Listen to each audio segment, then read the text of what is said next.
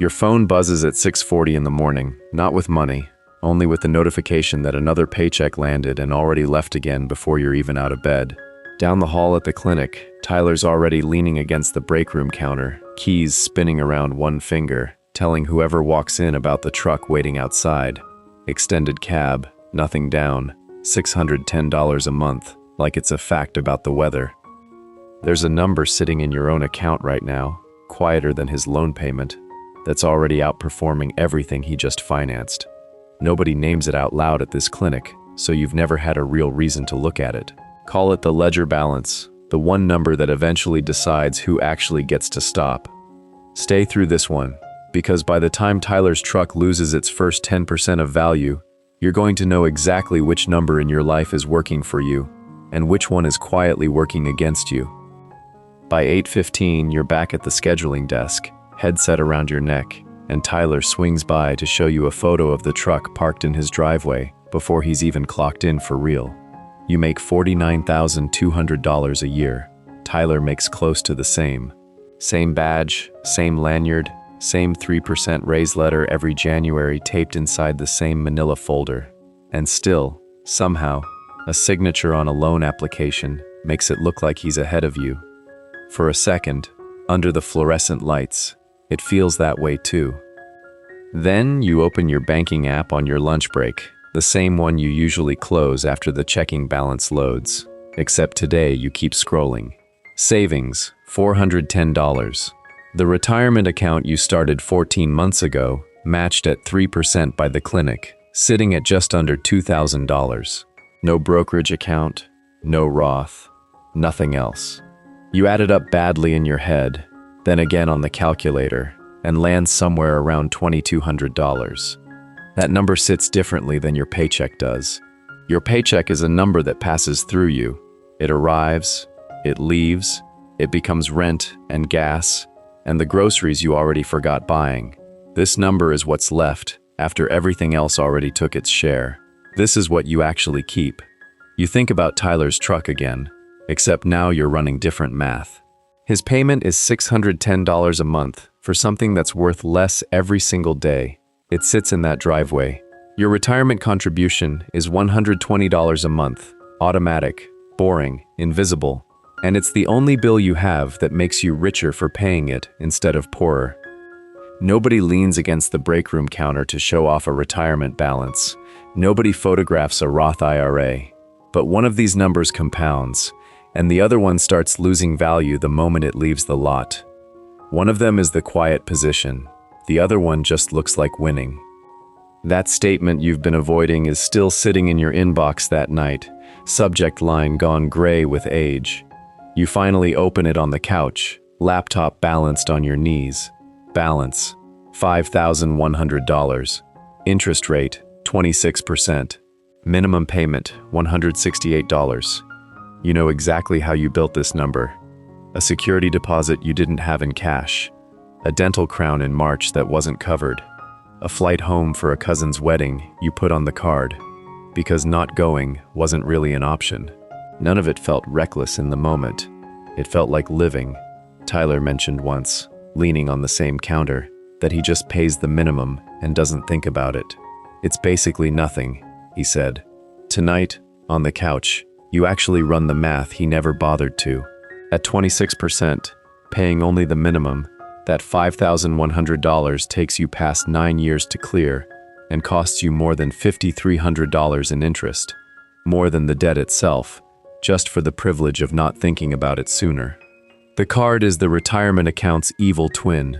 Same compounding, same relentless monthly math, just running in reverse. One is quietly building something, the other is quietly dismantling it, on the exact same schedule.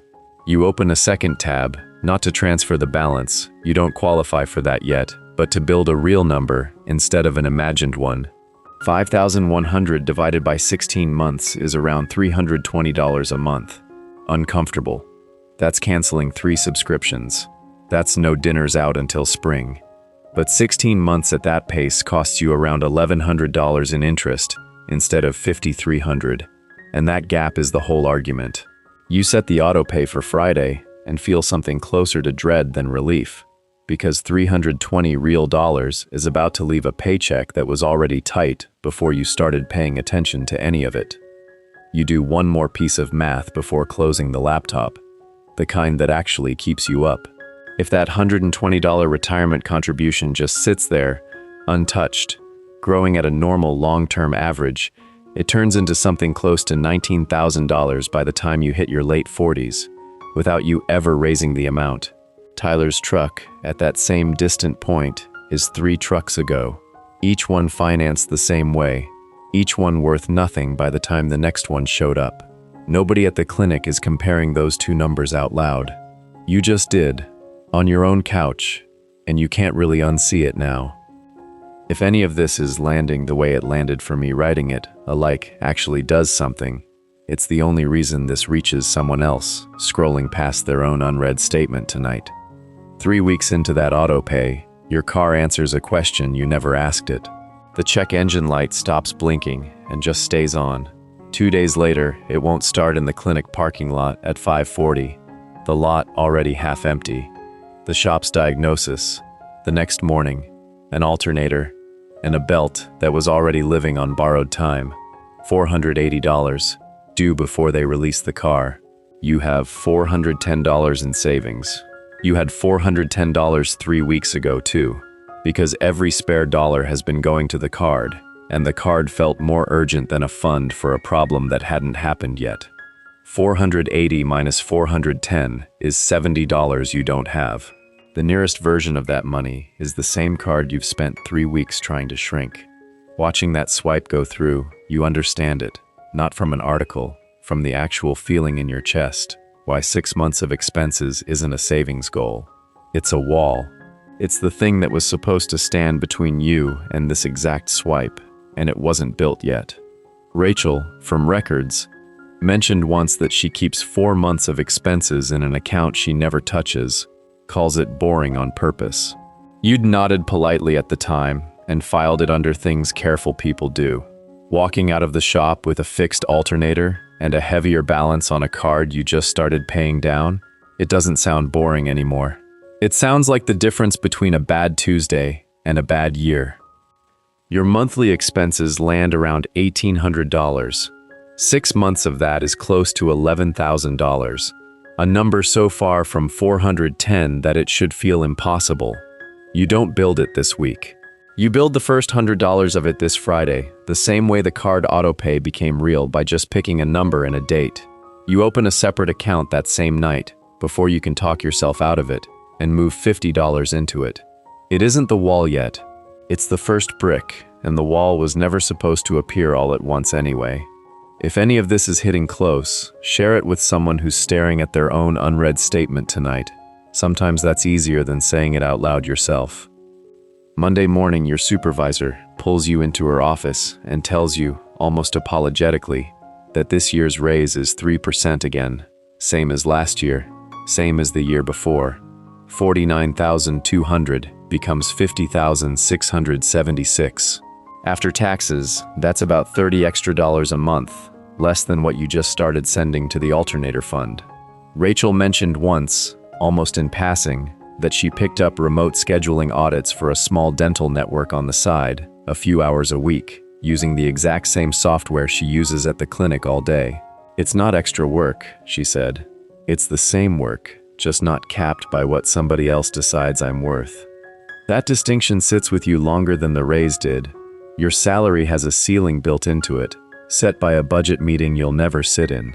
But the actual skill underneath it, reading a schedule fast, catching conflicts before they become no-shows, keeping a calendar from falling apart, that skill only has whatever ceiling you personally put on it. You put together a profile that night, list the 2 systems you know cold, and forget about it for 4 days, until a message comes through from a small orthodontic group, 2 states over. 12 hours a week, $24 an hour, evenings only. It's not a lot, but it's money with no ceiling attached, no budget meeting, no 3%. By the end of the month, between the raise and the side work, you've added close to $300 to what used to just be a paycheck. And for the first time, that second number came from a skill you already owned, aimed somewhere your job title couldn't reach. Your salary has someone else's ceiling built into it. Your skill doesn't, unless you're the one who puts it there. 6 weeks later, the side work turns into a real offer. Not more hours, a full role.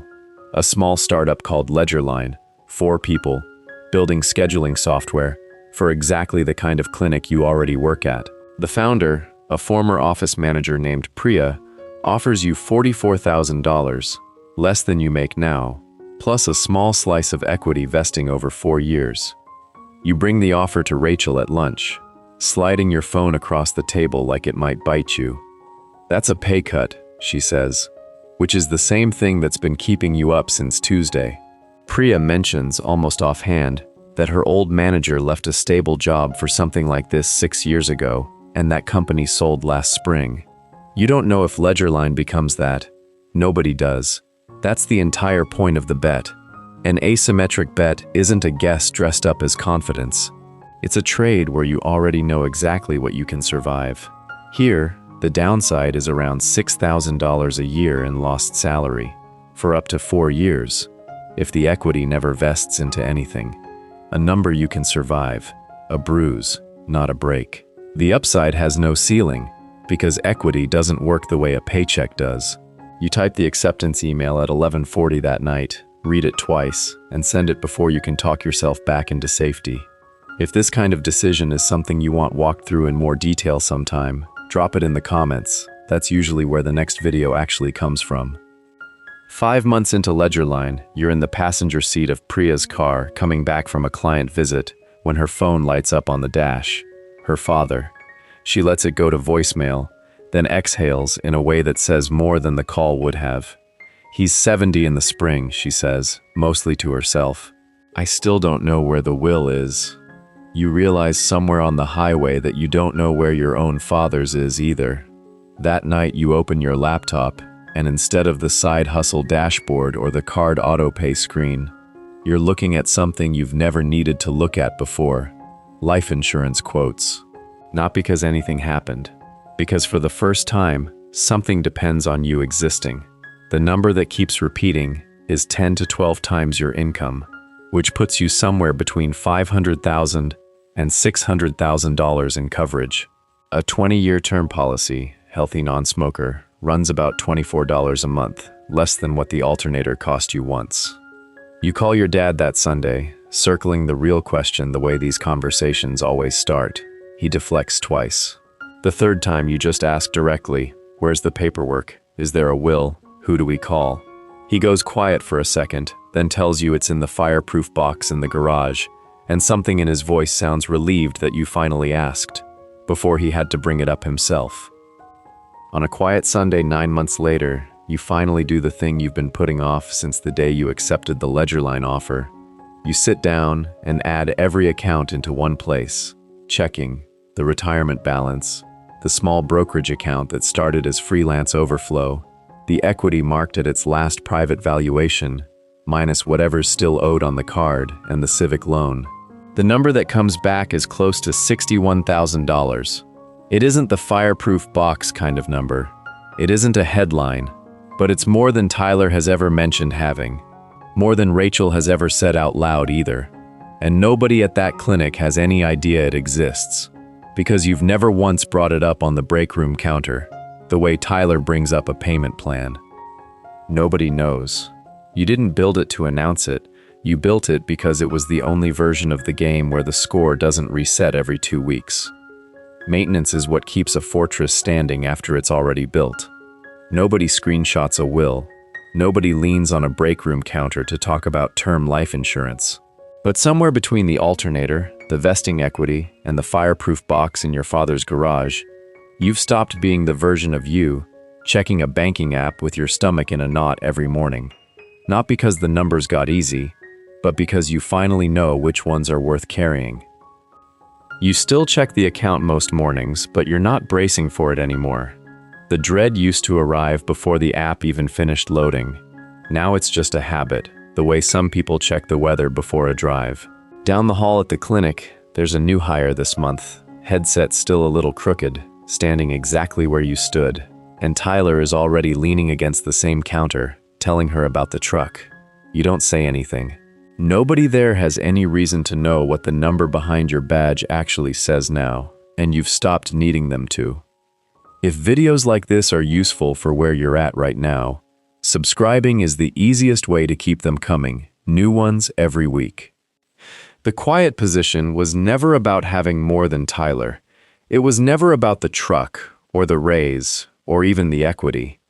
It was about which numbers keep growing while nobody's watching them, and which ones have been quietly shrinking the whole time everyone was watching something else.